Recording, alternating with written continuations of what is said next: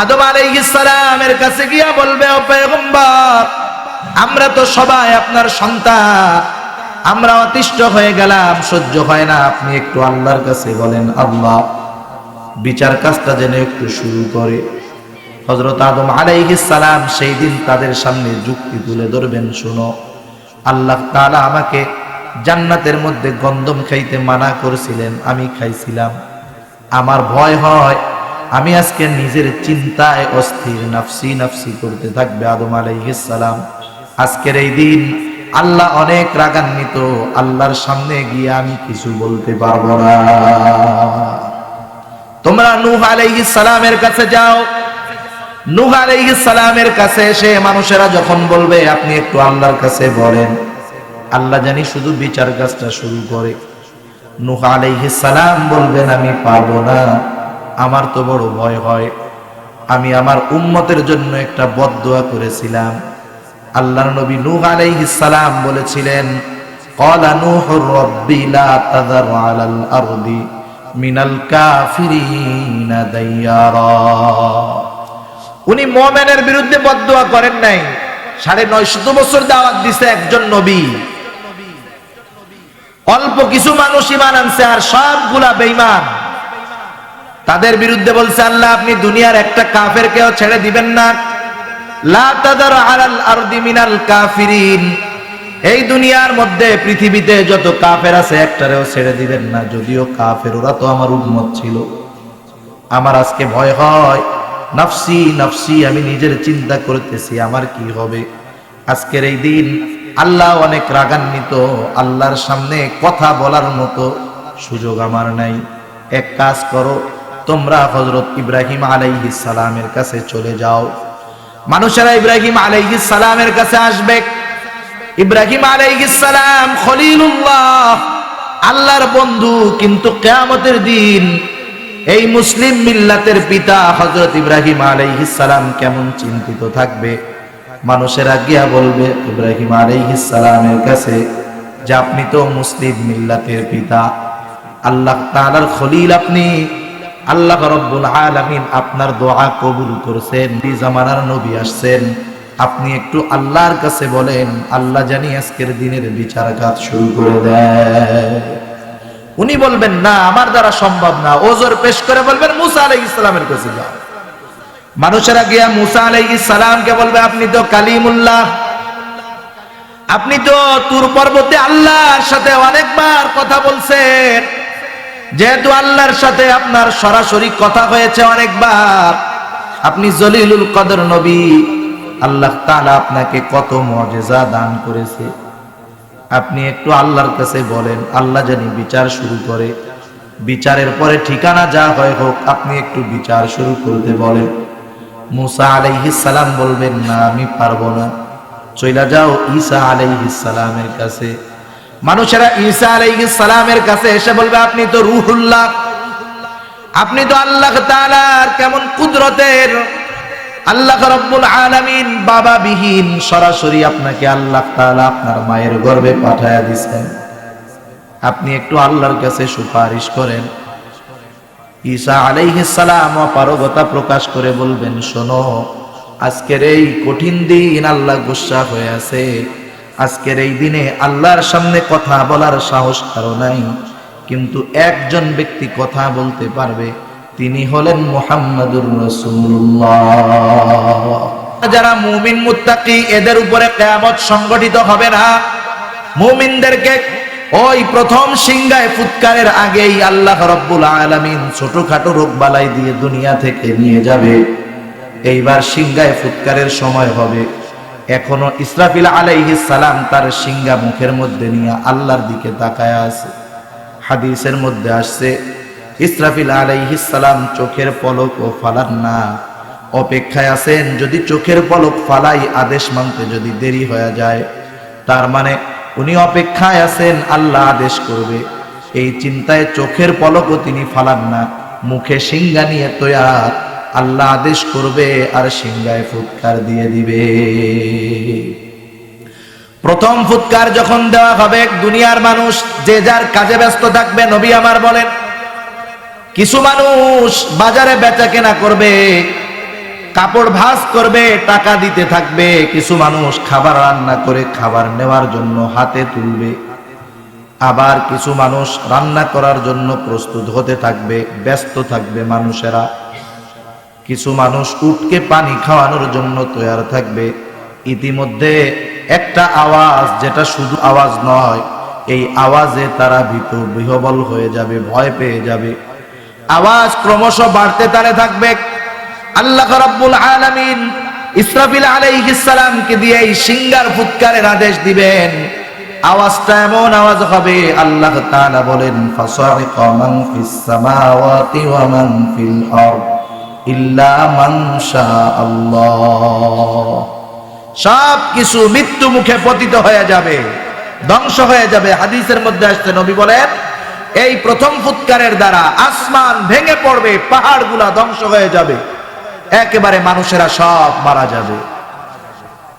আল্লাহ তাআলা যাদেরকে চান তারা ছাড়া সব ধ্বংস হয়ে যাবে। আল্লাহ বলেন, কুল্লু মান আলাইহা ফান ওয়া ইয়াবকা ওয়াজহু রাব্বিকা যুল জালালি ওয়াল ইকরাম।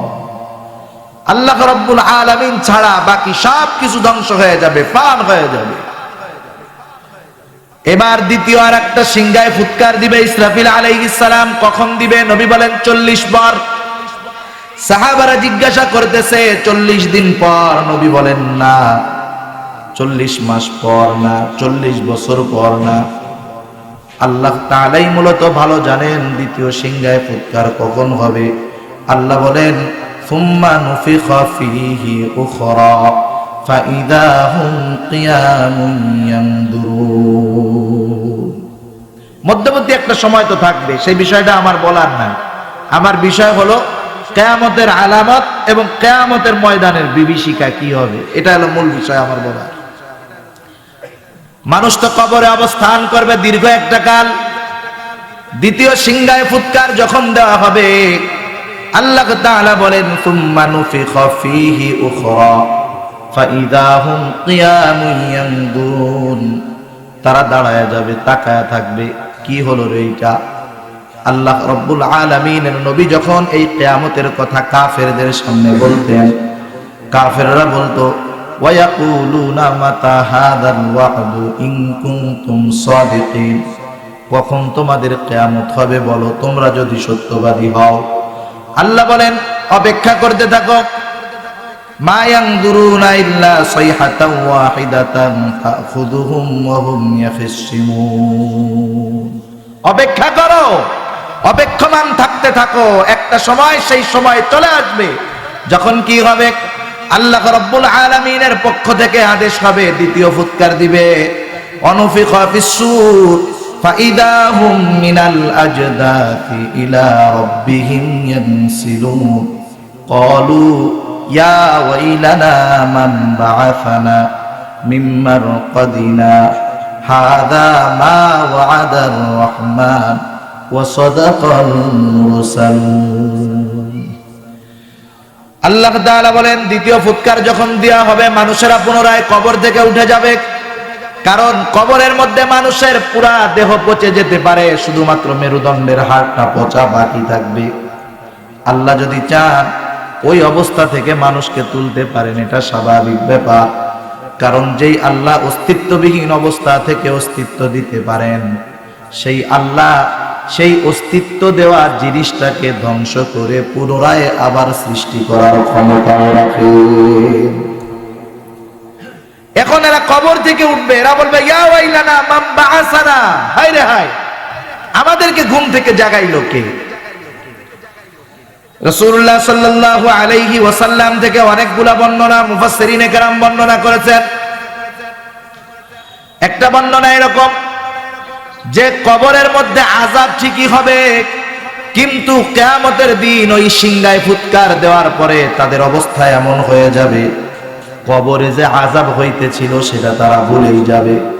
তার মানে হাসরের বিভীষিকার শুরুটাই হলো এমন, এত যন্ত্রণাময়, এত ভয়ানক যে সাথে সাথে কবরে যে তার আযাব ছিল সেই আযাবের কথাও সে ভুলে যাবে। আমাদের অবস্থান থেকে কে আমাদের জাগালো? এইবার ইমানদারেরা বলবে, হাদা মা ওয়া'দার রহমান ওয়া সাদাকাল মুরসালুন। এই তো আল্লাহ তাআলা যেই দিবসের ওয়াদা করেছিলেন, আর তোরা খালি এই দিবসের কথায় কথায় বলতি কখন কিয়ামত হবে। এই তো সেই দিবস যেই দিবসের সত্যায়ন রাসূলরা করেছিলেন, আর তোরা কামনা করতি, এই হলো সেই দিবস। কিয়ামতের দিন মানুষেরা উঠবে কেমনে? প্রতিটা মানুষ বিবস্ত্র অবস্থায় উঠবে। আয়েশা সিদ্দিকা রাদিয়াল্লাহু তাআলা আনহা বলেন, ইয়া রাসূলুল্লাহ, মানুষেরা বিবস্ত্র অবস্থায় উঠবে, লজ্জা লাগবে না? একে কি অপরের দিকে তাকাবে না? নবী আমার বলেন, মানুষেরা এত পেরেশান থাকবে, এত চিন্তিত থাকবে যে কেউ কারো দিকে তাকানোর ব্যাপারে কল্পনাও করবে না। সবাই ছুটতে থাকবে একটা দিকে। হাদিসের মধ্যে আসছে কিয়ামত হবে সিরিয়ায়, ওইদিকে সবাই ছুটতে থাকবে, গন্তব্য সবার একদিকে, কিন্তু পেরেশান। মানুষেরা ছুটতে থাকবে, সেই জন্য ওই দিন সবাই একত্রিত হবে। এই জন্য কিয়ামতের দিনের আরেকটা নাম হলো ইয়াউমুল হাশর। কিয়ামতের আরেকটা নাম ইয়াউমুল জাযা, ইয়াউমুদ্দিন। এগুলা হলো কিয়ামতের দিনের নাম। মানুষ সেই দিন একত্রিত হবে, সেই জন্য নাম হলো ইয়াউমুল হাশর। মানুষকে সেই দিন তার আমল অনুযায়ী প্রতিদান দেওয়া হবে, এই জন্য নাম হলো ইয়াউমুল জাযা।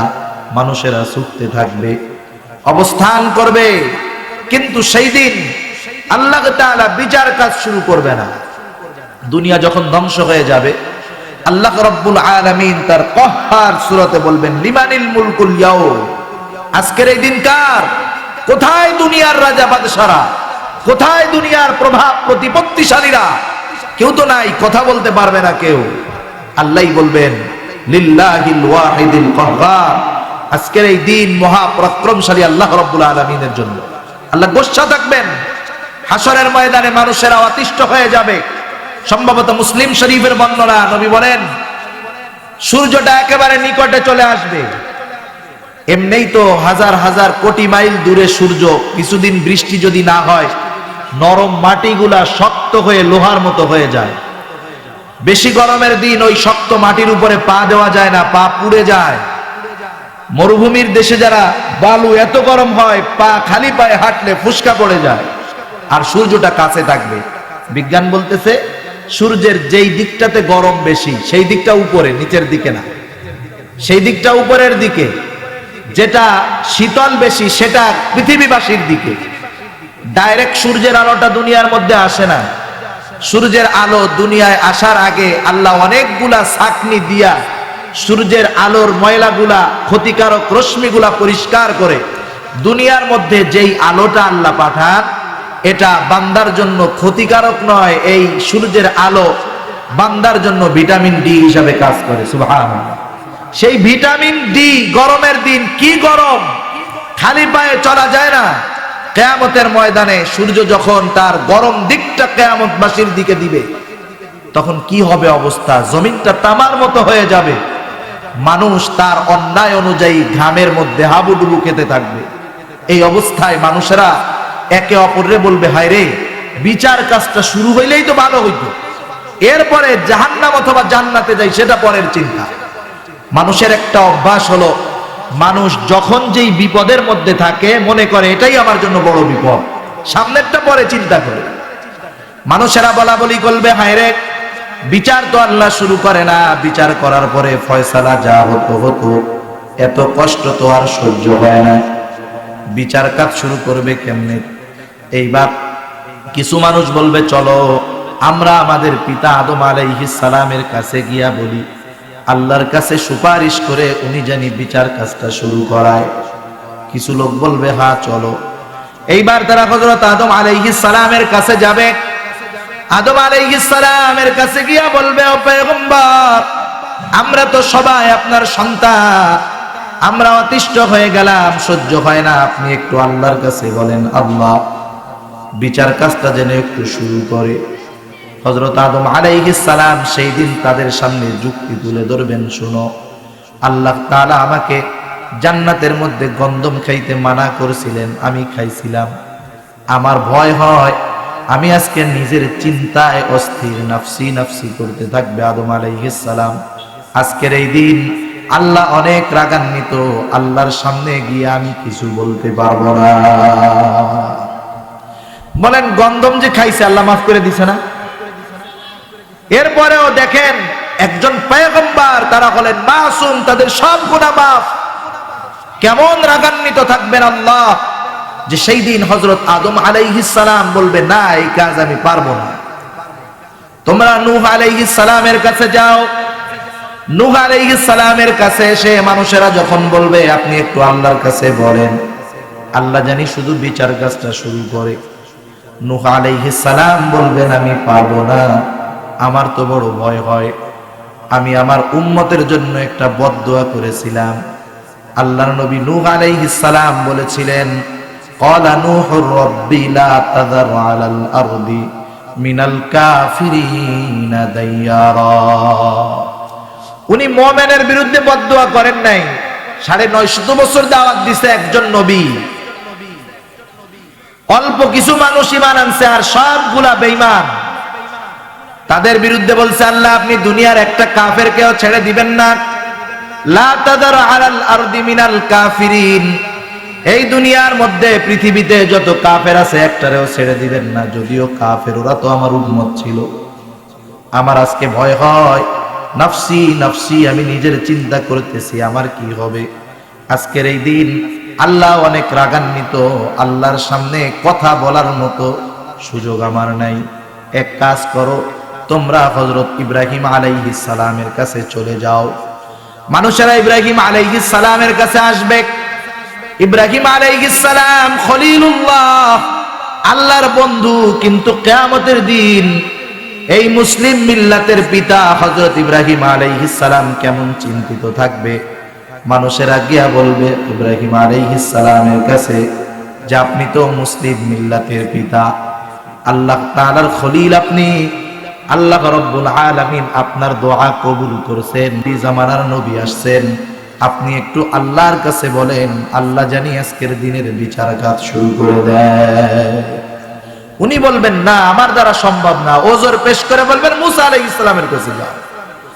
মানুষেরা গিয়া মুসা আলাইহিস সালামকে বলবে আপনি তো কালিমুল্লাহ, আপনি তো তুর পর্বতে আল্লাহর সাথে অনেকবার কথা বলছেন।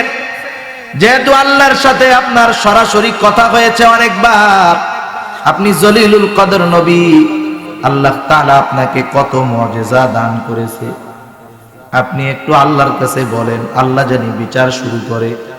বিচারের পরে ঠিকানা যা হয় হোক, আপনি একটু বিচার শুরু করতে বলেন।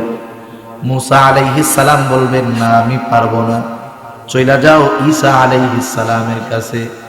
মানুষেরা ঈসা আলাইহিস সালামের কাছে এসে বলবে আপনি তো রূহুল্লাহ, আপনি তো আল্লাহ তাআলার কেমন কুদরতের, আল্লাহ রাব্বুল আলামিন বাবা বিহীন, সরাসরি আপনাকে আল্লাহ তাআলা আপনার মায়ের গর্ভে পাঠায়া দিয়েছেন। আপনি একটু আল্লাহর কাছে সুপারিশ করেন।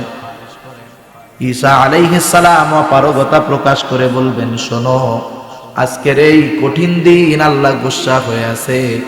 আজকের এই দিনে আল্লাহর সামনে কথা বলার সাহস কারো নাই, কিন্তু একজন ব্যক্তি কথা বলতে পারবে, তিনি হলেন মুহাম্মাদুর রাসূলুল্লাহ। তার কাছে তোমরা যাও, ওইখানে গেলে তোমরা ফলাফল পাইতে পারো। কারণ দেখেন ভাই, নবীরা নিজেদের চিন্তায় অস্থির থাকবে। সেই দিন দুনিয়ার বন্ধু বান্ধব, মা বাবা কোনো কাজেই আসবে না, যেখানে নবীরা চিন্তায় আছে। এবার মুহাম্মাদুর রাসূলুল্লাহ সাল্লাল্লাহু আলাইহি ওয়াসাল্লামের কাছে মানুষেরা যাবে। আল্লাহর নবীকে আল্লাহ তাআলা মাকামে মাহমুদ দান করবেন। তারা গিয়ে বলবে ইয়া রাসূলুল্লাহ, আপনি আমাদের জন্য একটু সুপারিশ করেন। আল্লাহর নবীর কয়েকটা সুপারিশ হবে, এর মধ্যে সুপারিশ তথা শাফাআতে কুবরা হলো এটা। এমন একটা সুপারিশ যেটা দ্বারা দুনিয়ার সব মানুষেরাই কল্যাণ পাবে তা নয়, দুনিয়ার যত মাখলুক আছে নবী সহ সবার ব্যাপারে নবীর এই সুপারিশটা কাজে লাগবে। একটা মানুষ আল্লাহর নবীর এই সুপারিশের বাইরে থাকবে না, নবী পর্যন্ত। আল্লাহর নবী এইবার আল্লাহর আরশের নিচে সিজদায় পড়ে যাবেন। সিজদার মধ্যে আল্লাহ তাআলার গুণ কীর্তন পাঠ করবেন, হামদ পাঠ করতে থাকবেন। নবী বলেন কতদিন কত সময় আমি সেজদায় আল্লাহ তাআলার হামদ পাঠ করব জানি না, এত কিছু কোথার থেকে শিখব।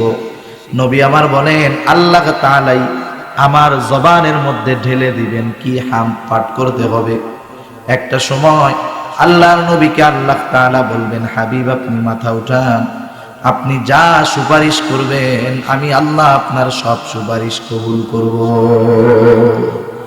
আল্লাহর নবীর সুপারিশ গ্রহণ হবে এমন একটা দিন, যে কথাটা বুঝাইতে চাইলাম নবীদের অবস্থা কি হবে আর আমাদের আত্মীয় স্বজন তাইলে কি করবে। আল্লাহ তাআলা একটা চিত্র তুলে ধরেন। আল্লাহ তাআলা বলেন, ইয়াউমা ইয়াফিরুল মারউ মিন আখিহি ওয়া উম্মিহি ওয়া আবিহি ওয়া সাহিবাতিহি ওয়া বানি। আল্লাহ তাআলা বলেন কিয়ামতের দিন ভাই তার ভাইয়ের থেকে পালাবে, পিতা সন্তানের থেকে, মার থেকে, বাবা সন্তানের থেকে। আল্লাহর নবী বলেন সেই দিন ভাই তার ভাইয়ের থেকে পালাবে, স্ত্রী স্বামীর থেকে পালাবে। চিন্তা করুন যে সন্তানের মোহাব্বত দুনিয়ায় কত ছিল। ওয়া উম্মিহি ওয়া আবি, বাবার থেকে পালাবে, মায়ের থেকে পালাবে। ওয়া সাহিবাতিহি ওয়া বানি, তার স্ত্রী সন্তানের থেকে পালাবে। চিন্তা করবে না জানি কোন সহযোগিতা চেয়ে বসে। এমন কঠিন এক মুসিবতের দিন, ওই মুসিবতের দিন আল্লাহ তাআলার সামনে কথা বলবেন আমার আপনার নবী। এইবার বিচার কাজ শুরু হয়ে যাবে, বিচার কাজ শুরু হবে। এই কিয়ামতের ময়দানেও মূলত মানুষ হবে দুইটা গ্রুপের। কয়টা গ্রুপের? দুই গ্রুপের মানুষ হবে। এক গ্রুপ হবে জান্নাতি আর এক গ্রুপ হবে জাহান্নামী। যেই মানুষগুলো ইমানদার ছিল, মুত্তাকি ছিল, পরহেজগার ছিল, এরা তো নবীদের সাথে থাকবে। যেই উম্মত, যেই নবীর উম্মত তাদের সাথে থাকবে। কিন্তু যারা নবীদের বিরোধিতা, ইসলামের বিরোধিতা করছে তারা কোথায় থাকবে? তাদের লিডার হলো শয়তান। তাদের লিডার কে? শয়তান। কিয়ামতের দিন ওই মানুষগুলা শয়তানের আশায় থাকবে। আর যারা ইমানদার এরা নবী পয়গম্বর আলাইহিস সালামের আশায় থাকবে যে তারা সুপারিশ করবে। আর শয়তানের দলের লোকগুলা শয়তানকে খুঁজতে থাকবে, কোথায় শয়তানকে পাওয়া যায়। এবার একটা জায়গায় দেখতে পাবে যে শয়তানরে ওই যে দেখা যায় ধাওয়া করবে সবাই পিছন দিক দিয়া ধাওয়াইতে থাকবে। একটা সময় শয়তান ঘুরে দাঁড়ায় বলবে দাঁড়াও দাঁড়াও। যখন শয়তান ঘুরে দাঁড়িয়ে তাদেরকে বলবে দাঁড়াও, ওরা একটু আশ্বস্ত হবে, এই বুঝি শয়তান আমাদের জন্য কোনো ব্যবস্থা করবে। শয়তান সেই দিন একটা ঐতিহাসিক ভাষণ দিবে। আল্লাহ রব্বুল আলামিন কোরআনের মধ্যে শয়তানের সেই ভাষণটা উল্লেখ করে দিয়েছে। কত সুন্দর! শয়তানের ভাষণ পড়লেও প্রতি অক্ষরে 10টা করে নেকি হয়। সুবহানাল্লাহ। শয়তান কি ভাষণ দিছে আল্লাহ বলেন, وقال الشيطان لما قضي الأمر إن الله وعدكم وعد الحق ووعدتكم فأخلفتكم وما كان لي عليكم من سلطان إلا أن دعوتكم فاستجبتم لي فلا تلوموني ولوموا أنفسكم। শয়তান সেদিন বলতে থাকবে, হায় রে, আল্লাহর ওয়াদাটাই তো সত্য ওয়াদা ছিল। ইন্নাল্লাহা ওয়া'আদাকুম ওয়া'দাল হক, যেই ওয়াদা আল্লাহ তোমাদের ব্যাপারে ছিল, আল্লাহর ওয়াদা হলো সত্য ওয়াদা। আর আমি কি ওয়াদা করেছিলাম? ওয়া'আদতুকুম ফাআখলাফতুকুম, কারণ যেই দিন হযরত আদম আলাইহিস সালামকে সিজদা না করার অন্যায় অপরাধে ইবলিসকে জান্নাত থেকে বাহির করে দেওয়া হয়, শয়তান সেই দিন আল্লাহর ইজ্জতের কসম খেয়ে বলেছিল, ক্বালা ফাবিইজ্জাতিকা লাউগওয়িয়ান্নাহুম আজমাঈন ইল্লা ইবাদাকা মিনহুমুল মুখলাসিন।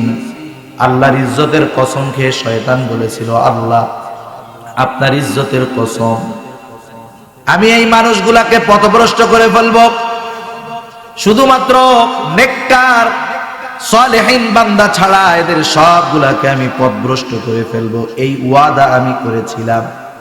সুতরাং মনে রাখো, ওয়া'আদতুকুম ফাআখলাফতুকুম, আমি তোমাদেরকে পথবিচ্যুত করব, এই ওয়াদা আমি করেছিলাম। আর আল্লাহ তাআলা নেক কাজ করলে তোদেরকে জান্নাতের ওয়াদা দিয়েছিল, তোদেরকে ক্ষমার ওয়াদা দিয়েছিল, কিন্তু তোরা সেই দিক না গিয়া আমার কথা শুনছো। ওয়ামা কানা লিয়া আলাইকুম মিন সুলতান, অথচ আমার তোদের উপরে কোনো প্রভাব ছিল না, এরপরেও তোরা আমার ডাকে সাড়া দিয়ে দিয়েছ। কারণ এই দুনিয়ার মধ্যে আমার সব কিছুর ব্যবস্থাপনা করেন কে? যে আমাকে বানাইলেন, যে আমার রিজিকের ব্যবস্থা করেন, যিনি আমার সব কিছুর ব্যবস্থাপনার জিম্মাদারি যার হাতে, যার দেওয়া অক্সিজেন না থাকলে 5টা মিনিট দুনিয়ায় বেঁচে থাকা যায় না, অবশ্যই তার পরিপূর্ণ প্রভাব আমাদের উপরে থাকবে। ঠিক কিনা বলেন? শয়তান সেই কথাই বলে, ওয়ামা কানা লি আলাইকুম মিন সুলতান। আরে আমি তো তোদেরকে খাইতেও দেই নাই, আমি তো তোদেরকে বাঁচাইয়াও রাখি নাই, আমি তো তোদেরকে সৃষ্টিও করি নাই, তাহলে তোদের উপরে আমার আবার কি প্রভাব? কিন্তু কি, ইল্লা আন দাআউতুকুম, আমি শুধু তোদেরকে আমার দিকে ডেকেছি, আমার পথে ডেকেছি। ফাস্তাজাবতুম লি, যে আল্লাহর প্রভাব তোদের উপরে ছিল, ওই আল্লাহর রিজিক ভক্ষণ করে তার নাফরমানি করেছিস, আর আমার কোনো প্রভাব তোদের উপরে ছিল না, তোরা আমার ডাকে আহ্বান দিয়ে সাড়া দিলি। ফাস্তাজাবতুম লি, তোমরা আমার ডাকের জবাব দিয়েছো। তার মানে শয়তান যেই কাজে ডাকে সেই কাজেই গেছে। শয়তান বলে ভালোবাসা দিবস একটু ঘুরতে যা, চিটাগাং শহরে কি জ্যামটা লাগছে। এমনি তো শুক্রবার চট্টগ্রামে বিবাহ দিবস, সব বিবাহই শুক্রবার আর বৃহস্পতিবার, চলাই যায় না। ঢাকা শহরে শুক্রবারে খালি, চট্টগ্রাম শহরে শুক্রবারে যায়। আবার জোড়ায় জোড়ায় কপতি বের হয়ে গেছে, জামের উপর দিয়ে যায়। শয়তান তার দিকে ডাকছে, আমরা সাড়া দিয়ে দিয়েছি। এবার শয়তান ওই বাসনের মধ্যে বলতেছে, ফালা তালুমুনি ওয়ালুমু আনফুসাকুম, আমারে আজকে আর গালাগালি করো না, ভৎসনা দিও না, তোমরা নিজেদেরকে নিজেরাই ভৎসনা দাও, গালাগাল করো। এই মানুষগুলা চূড়ান্ত নিরাশ হয়ে যাবে। শয়তান ওদের সাথে সকল প্রকার সম্পর্ককে অস্বীকার করে বসবে, বলে যা করাইছি সব অস্বীকার করলাম, আমি কিছুই করাইনি।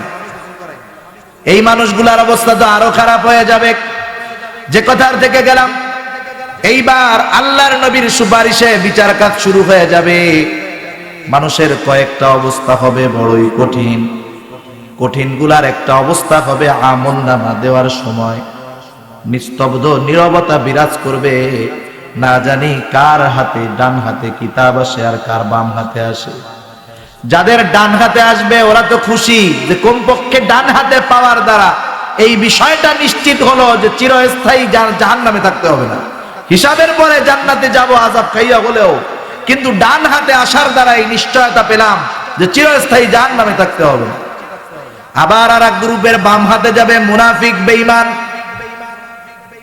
এদের আমলনামা বাম হাতে যাবে, বুক চিরে পেছন দিকে হাত নেওয়া হবে, প্রত্যেককে তার প্রত্যেকের আমলনামা পড়ার যোগ্যতা দিয়ে দেওয়া হবে। যেই লোকটা চায়নার মানুষ সেও করতে পারবে। এটা তো বোঝা আজকের দুনিয়ায় বড়ই সহজ। দেখেন না, আজকে যদি আপনার সাথে একজন চাইনিজের কথা বলতে হয়, চাইনিজ ভাষা কি বলে শব্দই বোঝা যায় না, ঠিক না? আপনার কাছে একজন চাইনিজ আসতে কথা বলতে চায়, আপনি চিটাগাংয়ের মানুষ, জীবনে চায়না যান নাই, ও জীবনে বাংলাদেশে আসে নাই, কথা কেমনে বলবেন? প্রযুক্তি আপনাকে সমাধান দিয়ে দিয়েছে। মোবাইলের ইন্টারনেট থেকে আপনি সফটওয়্যার নামাবেন, ও আপনারে জিজ্ঞাসা করবে ওর চাইনিজ ভাষায় যে ভাই আপনার নাম কি। আপনার বাংলা ভাষায় আপনার কাছে মেসেজ চলে আসবে, ভয়েস মেসেজ, ভাই আপনার নাম কি। আপনি আপনার বাংলা ভাষায় বলবেন আমার নাম আব্দুর রহিম, অটোমেটিক ওর কাছে চায়না ভাষায় চলে যাবে যে আমার নাম আব্দুর রহিম। তার মানে আজকে দুনিয়ার সব ভাষা প্রযুক্তির মাধ্যমে আয়ত্তে আনা সম্ভব, ঠিক না? বিদেশে বিভিন্ন জায়গায় এরকম অফার দেয় যে আপনি বিদেশি, কোনো অসুবিধা নেই, বিদেশি এক জায়গায় অফিসে গেছেন বা এক জায়গায় গেছেন, রিসিপশনে গেছেন, ওখানে ভিনদেশি লোক, আপনি ভাষা পারেন না, মোবাইল সফটওয়্যারের মাধ্যমে আপনি তার সাথে অনর্গল আপনার সব কথা তাকে বলতে পারবেন, সব কথা আপনি বুঝতে পারবেন। যেই আল্লাহ মানুষের মাথায় প্রযুক্তি দিয়ে এই ব্যবস্থা করাতে পারলো, সেই আল্লাহ দুনিয়ার কিয়ামতের দিন সব মানুষকে আমলনামার ভাষা বোঝার যোগ্যতা দিতে পারেন না? মানুষেরা আমলনামা পড়বে, এক গ্রুপ পড়ে দেখবে হায়রে জীবনের ছোট বড় কোনো গুনাহে তো বাদ যায় নাই। অবাক হয়ে যাবে, এটা কেমন কিতাব, মালি হাদাল কিতাব লা ইউগাদিরু সগীরাতাও ওয়ালা কাবীরাতান ইল্লা আহসাহা। কেমন কিতাব রে এটা, একটা বড় ছোট অন্যায়ও বাদ যায় নাই। আমার জীবনের সবগুলা এখানে লেখা আছে, সব লেখা আছে। সেজন্য মানুষের ওই আমল নামার সময় একটা চিন্তা থাকবে, বড় চিন্তা, আর একটা চিন্তা থাকবে মিজানের পাল্লায় যখন মানুষের আমল ওজন দেওয়া হবে। এই সময়গুলা হলো কিয়ামতের সবচাইতে কঠিন সময়। কিয়ামতের দিন মানুষের আমল নামা হিসাব করা হবে, ওজন দেওয়া হবে, সওয়াব আর নেকি। মিজান তো আল্লাহ কায়েম করবেন, দাড়ি পাল্লা। যার নেকি বেশি হবে আল্লাহ তাআলা তাকে মাফ করে জান্নাত দিয়ে দিবে, কিন্তু যার গুনাহ বেশি হয়ে যাবে এর মতো কপাল পোড়া দুনিয়ায় কিয়ামতে আর কেউ থাকবে না। তার নসিব বড় খারাপ। একটা লোকের হবে ব্যালেন্স সমান, সম্ভবত তাফসীরে কাবীরের মধ্যে আছে, একটা লোকের নেকি আর গুনাহ সমান হবে, একেবারে সমান। তো তুই তো স্বতন্ত্র গ্রুপের লোক রে, একটা যদি নেকি পাও তাহলে তুমি জান্নাতে যাবা। ও বলবে আল্লাহ কি বলেন, একটা নেকি, একটু সময় দেন, আমার অনেক বন্ধু বান্ধব আছে, আমার অনেক আত্মীয় স্বজন আছে, মা বাবা আছে, কোনো অসুবিধা নাই। ওকে বলা হবে যাও একটা নেকি নিয়ে আসো। লোকটা চিন্তা করবে হায় রে, দুনিয়ায় কত বন্ধু বান্ধব ছিল, বিপদ আপদে কাছে আসছে, কত বিপদে পড়ছি, বন্ধুরা বাঁচাইছে, টাকা ধার দিছে। আজকে কিয়ামতে মুসিবতের দিন একটা নেকি যদি বন্ধুর কাছে চাই এমনিতেই দিবে। এইবার বন্ধুর সাথে দেখা হবে, বন্ধু এর চিনবেই না, তুই কেডা, তোরে তো চিনি না সব। এবার মানুষটা হতাশ হয়ে যাবে, চিন্তা করবে যাই তো স্ত্রীর কাছে, কত মুহাব্বত ছিল স্ত্রীর সাথে, স্ত্রীর কাছে যাবে, স্ত্রী তার স্বামীকে অস্বীকার করবে। আজকে দুনিয়ার মানুষ যেই সন্তানের জন্য আয় করে, অধিকাংশ বাবা অপরাধে লিপ্ত হয় সন্তানের ভবিষ্যতের কথা চিন্তা করে। যে সুদ খায়, ঘুষ খায়, তাকে যদি জিজ্ঞাসা করেন বাইরে কেন এমন করে টাকা পয়সা অবৈধভাবে অর্জন করো, এত টাকা কি তোমার লাগে নাকি? ও বলবে আমার যেমন তেমন, আমি এত টাকা জমাই এর কারণ হলো আমার সন্তান জনি ভবিষ্যতে আরামে থাকতে পারে। সন্তানের কাছে যাবে, সন্তান অস্বীকার করবে, দিবে না। মা বাবার কাছে যাবে, বাবা পিতৃত্বকে অস্বীকার করবে। সর্বশেষ চিন্তা করবে আমার মা যে আমাকে 10 মাস পেটের মধ্যে রাখছে, দুনিয়ার মধ্যে একমাত্র কৃত্রিম ভালোবাসা ছিল এই মা, এই মা হয়তো আজকে একটা নেকি দিবে।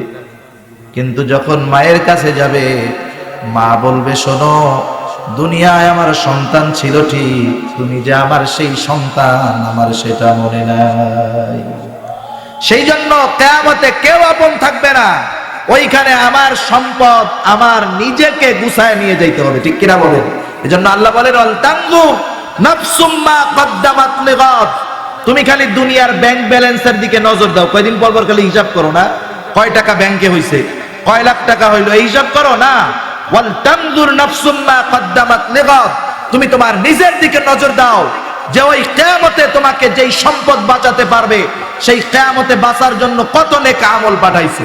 যদি থাকে তো সেই দিন কঠিন মুসিবতের দিন তুমি পাড়ি দিতে পারবা, আর যদি নেকি না থাকে তাহলে ধরা খেয়ে যাইবা। আর একটা বিষয়, কিয়ামতের ময়দানে সবচাইতে নিঃস্ব ব্যক্তিদের অন্তর্ভুক্ত হবে ওই শ্রেণীর লোকগুলাও যারা দুনিয়াতে মানুষের হক নষ্ট করত।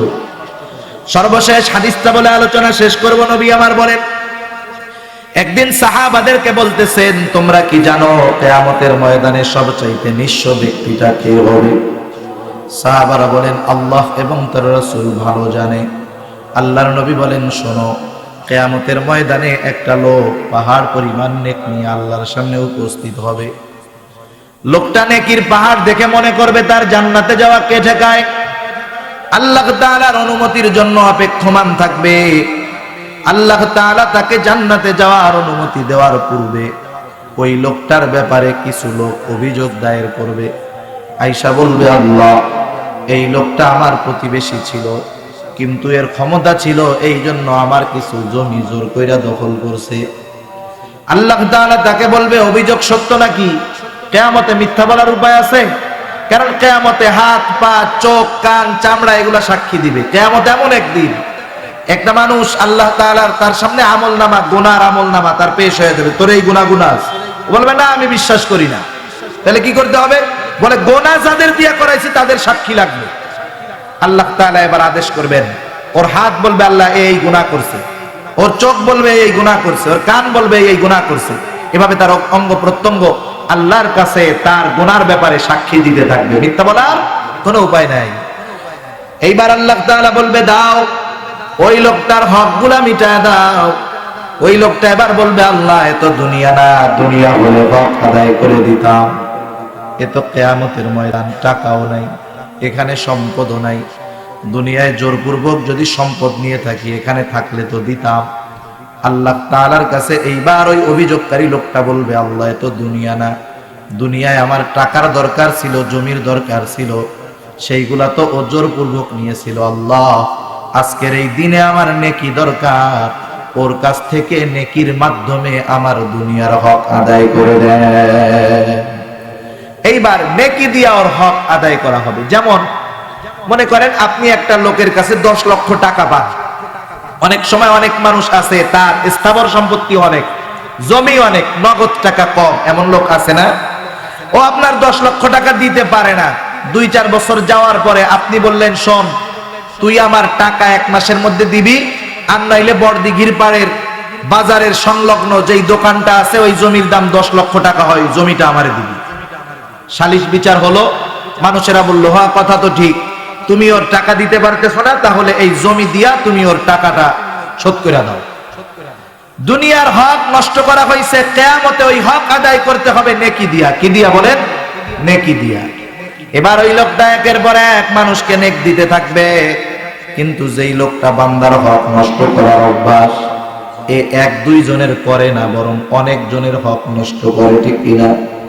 একের পর এক তার ব্যাপারে অভিযোগ দিতে থাকবে, আর ওর নেকি দিয়া দিয়া তাদের হক আদায় করতে থাকবে। একটা সময় দেখা যাবে তার নেকি সব শেষ, কিন্তু অভিযোগকারী আরো আছে। আল্লাহ বলবেন দাও এদের হক আদায় করে দাও। লোকটা বলবে আল্লাহ আমি কেমন করে এদের হক আদায় করব, অন্যদের হক আদায় করতে গিয়া নেকি সব শেষ। এইবার ওই মানুষেরা বলবে আল্লাহ ওর কাছে নেকি নাই, তাতে অসুবিধা নাই, আমাদের তো অনেক গুনাহ আছে, ও আমাদের গুনাহগুলা নিয়া আমাদেরকে হালকা বানায়া দে। এবার মানুষের গুনাহ নিতে থাকবে, পাহাড় পরিমাণ গুনাহ হয়ে যাবে। অথচ দেখেন এই লোকটার আমলের অভ্যাস ছিল না, রোজা আছে, হজ আছে, যাকাত আছে, নামাজ আছে, কিন্তু মানুষের হক নষ্ট করার কারণে এই আমলগুলা দিয়া হক আদায় করা লাগছে। আমাদের দেশে এই রকম জালেম আছে না, যৌবনকালে জুলুম করছে, বুড়াকালে পিসাব সাজছে, আছে না নাই? এখন মসজিদ থেকেও বাইর হয় না। আমি কই তুই কামাই কর, ওই মাজলুমরা নেওয়ার লেগে বুঝে রয়েছে কিয়ামতে। তুই কামাই কর, তুই যত নেকি কামাই করবি মাজলুম গুলার কিয়ামতে তত লাভ হবে, ঠিক কিনা বলেন?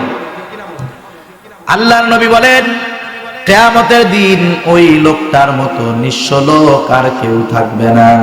সেজন্য নবী বলেন সেই দিন আসার পূর্বে তোমরা বান্দার হক আদায় করে দাও। কেউ যদি কারোর সাথে একটা খারাপ আচরণ করে থাকো, বাদী বিবাদীর ফয়সালা আল্লাহ করবেন কিয়ামতের দিন।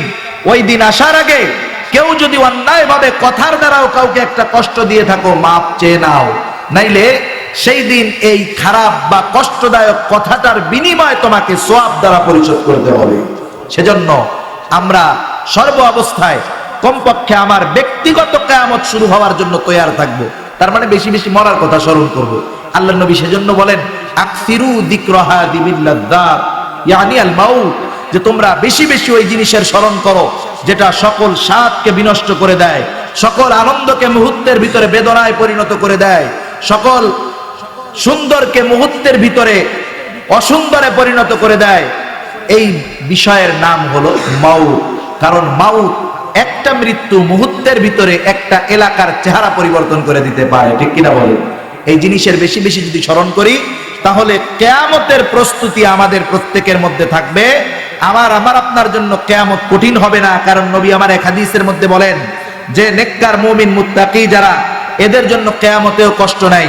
এরপরে পুলসাত পাড়ি দেওয়ার কত কষ্ট, কেউ কেউ বিজলির আকারে পার হবে, কেউ কেউ কেটে ছিঁড়ে পার হবে। নবী আমার বলেন পুলসিরাতের সামনে যখন সবাই রওনা দিবে, কিছু দূর যাওয়ার পরে আল্লাহ অন্ধকার ঢেলে দিবে, অন্ধকার। দুনিয়ার মধ্যে নেক আমল যার যেমন ছিল, ওই নেক আমল গুলা আলো হিসাবে কাজ করবে। যার নেক আমল কম ওর আলোর পাওয়ার কম হবে। আপনি যদি ঢাকা চিটাগাং রোডে মোমবাতি মার্কা একটা লাইট নিয়ে চলাফেরা করেন, অ্যাক্সিডেন্ট করতে হবে, ঠিক না? ওখানে আলো বেশি দরকার। রাস্তায় এক সব ধরনের আলো দিয়ে অন্ধকার অতিক্রম করা যায় না। এজন্য যাদের আমলের নূর বেশি হবে ফুলসিরাত তারা দ্রুত পাড়ি দিয়ে চলে যেতে পারবে।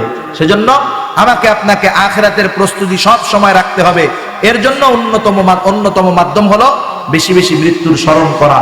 তাহলে আমার আপনার জন্য কিয়ামতে হিসাব সহজ হবে, ফুলসিরাত বিজলির আকারে পাড়ি দেওয়া যাবে। আল্লাহ তাআলা হিসাবটা সহজ কইরা জান্নাতের বাসিন্দা বানায় দিবে। আল্লাহ সুবহানাহু ওয়া তাআলা আমাদের সকলকে কথাগুলা বুঝবার তৌফিক দান করুক। সকলে বলি আমিন।